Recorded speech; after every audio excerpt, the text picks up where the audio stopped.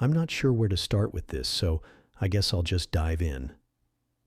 I've been lurking on our nosleep for years, reading everyone else's creepy stories, but I never thought I'd have one of my own to share. I'm still shaking as I type this, and I haven't slept properly in days. This happened last week, and I can't stop thinking about it. I don't know if I'm losing it, or if something genuinely messed up is going on. Bear with me. It's a long one, but I need to get this out, and I'm hoping someone here can make sense of it, or at least tell me I'm not crazy. For context, I'm 29, live alone in a small one-bedroom apartment in a mid-sized city in the Midwest. It's one of those old brick buildings with creaky floors and pipes that groan like they're auditioning for a horror movie. I've been here about 2 years, and it's fine. Cheap rent, decent landlord, quiet neighbors. My brother, Ethan, lives across the country in Seattle. He's 26, works in tech, and we're close, but don't talk as much as we used to since he moved out west. Our parents passed away when we were kids, so it's just been the two of us for a long time. We text every couple of weeks, maybe call once a month. He's got his life, I've got mine, you know. Anyway, last Tuesday, I was coming home from the grocery store. It was around 7:30 p.m., already dark, because, well, winter. I just worked a double shift at the bar where I'm a server, and my feet were killing me. I was lugging 3 plastic bags of groceries, mostly ramen, frozen pizzas, and a sad head of lettuce I swore I'd actually eat this time. The elevator in my building's been broken for a month, so I was trudging up the 3 flights of stairs to my apartment, cursing under my breath with every step. The stairwell smells like mildew and regret, and the fluorescent lights flicker just enough to make you feel like you're in a low-budget slasher flick. As I hit the second-floor landing, I heard something that made me stop dead. It was a voice, muffled but unmistakable, coming from the direction of my apartment on the 3rd floor. My brother's voice, Ethan's voice, clear as day, saying, "Come on, man, you gotta chill out." I froze, one hand gripping the railing, the other clutching my grocery bag so tight the plastic handles dug into my palm. My first thought was, no way. Ethan's in Seattle. He hadn't mentioned coming to town, and he's not the type to just show up unannounced. Plus, I hadn't given him a key to my place. I stood there, heart pounding, trying to make sense of it. Maybe it was the TV, but I hadn't left it on. Maybe a neighbor?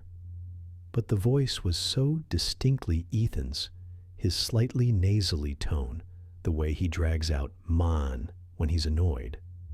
I'd know it anywhere. I crept up the last flight of stairs, moving as quietly as I could, which is hard when you're carrying crinkly grocery bags and your sneakers squeak on the linoleum.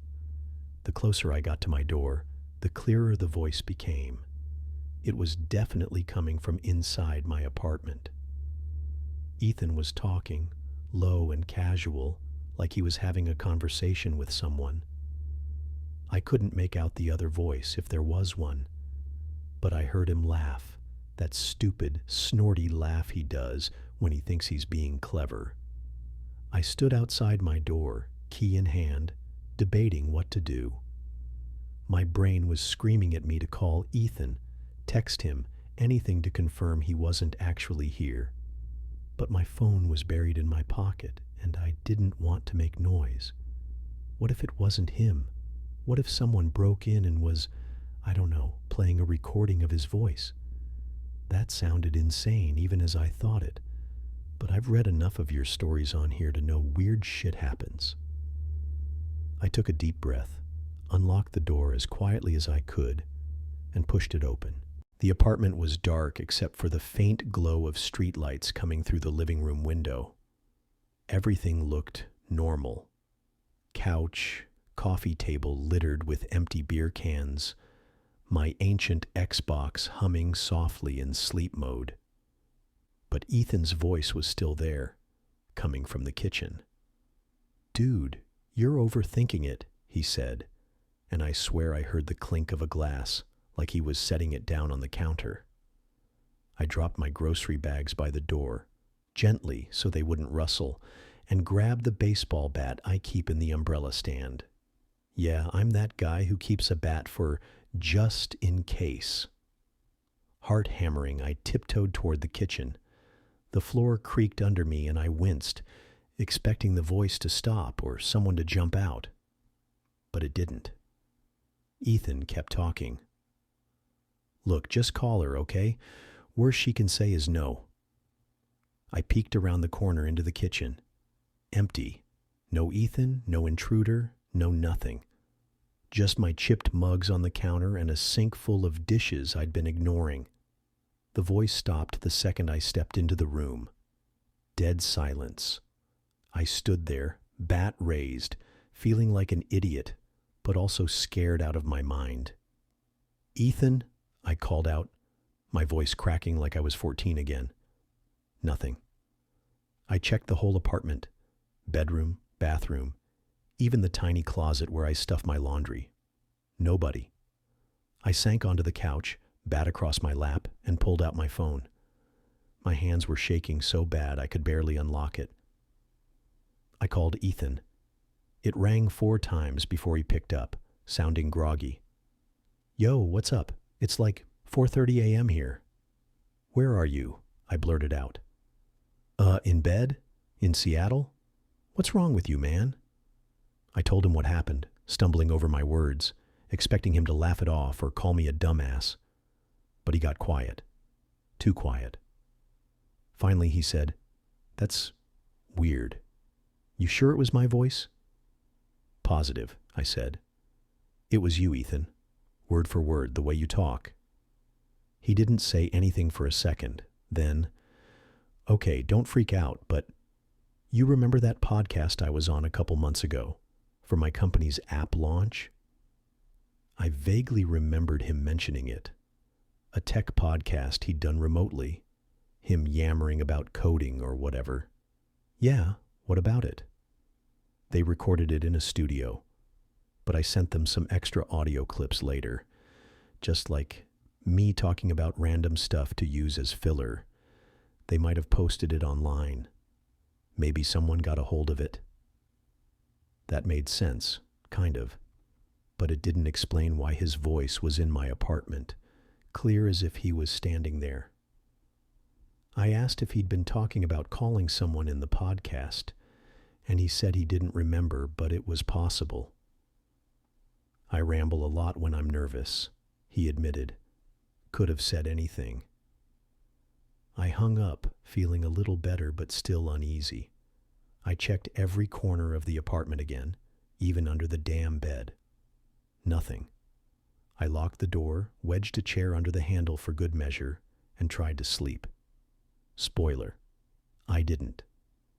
The next day, I was a zombie at work.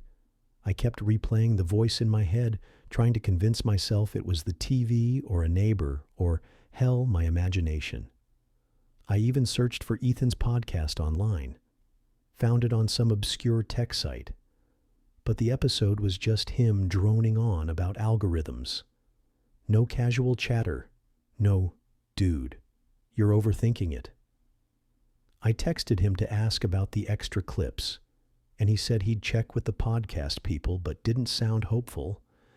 That night, I was paranoid as hell walking up the stairs. No groceries this time, just my keys and my phone, ready to dial 911 if I heard so much as a whisper. The stairwell was quiet, but my skin was crawling. I got to my door, and, yep, you guessed it, Ethan's voice again. This time, it was softer, almost like he was whispering. "You gotta let it go, man. It's not worth it." I didn't go inside. I stood there, frozen, listening.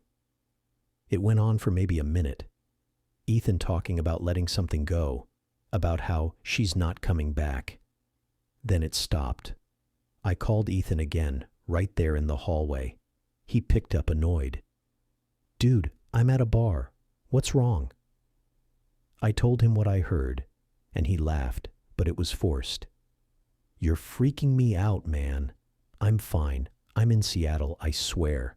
Maybe your place is haunted. He was joking, but it didn't feel funny. I stayed at a friend's place that night. Didn't tell him why, just said my apartment was weird, but I couldn't avoid going back forever. The next day, I borrowed a buddy's old security camera, the kind you stick on your doorbell. I set it up inside, facing the kitchen, and went to work. All day, I checked the feed on my phone, expecting to see, I don't know, a ghost? A burglar with an Ethan soundboard? Nothing. Just my empty apartment. But when I got home and reviewed the footage, there was something. Not video, audio. Around 3:17 p.m., while I was at work, the camera picked up Ethan's voice. You're gonna have to deal with it eventually, he said, clear as day. Then a pause and, I'm sorry, okay? I didn't mean for it to go this far. I played it back 10 times, my stomach twisting. It wasn't a podcast clip. It was too specific, too personal. I called Ethan again. This time he didn't pick up. I texted him, no response. I called his girlfriend, Sarah, who I've only met a couple times on FaceTime. She said he was fine, just busy with work, but her voice sounded off, like she was hiding something.